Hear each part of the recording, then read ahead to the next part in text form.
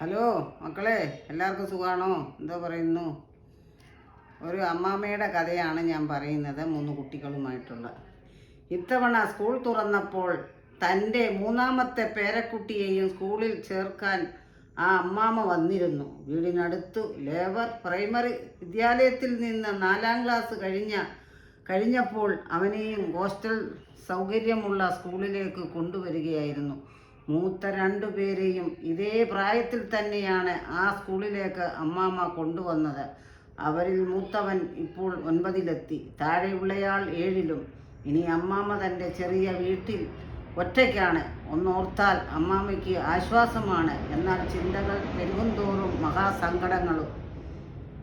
4 വർഷം മുമ്പ് മൂത്ത കുട്ടിയെ സ്കൂളിൽ വിടാൻ വന്നപ്പോഴാണ് അമ്മാമ്മ ആദ്യം കാണുന്നത്. കരച്ചിൽ വടുകെട്ടിയ മുഖം മനസ്സിൻ്റെ ഭിത്തിയിൽ പതിഞ്ഞു കിടന്നു.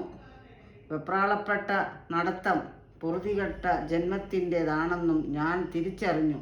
കൂടെയുള്ള കുട്ടിക്കും ഹോസ്റ്റലിൽ താമസിക്കാനൊന്നും താല്പര്യമില്ലായിരുന്നു. അമ്മാമ്മയുടെ സാരിയിൽ തൂങ്ങി അവൻ ചിണുങ്ങിയത് ആ സ്കൂളിൽ തന്നെ ചേർക്കണ്ട എന്നു പറയാനാണ്. ചെറിയ കുട്ടിയല്ലേ, ഹോസ്റ്റൽ ജീവിതം നിർത്തട്ടെ മക്കളെ.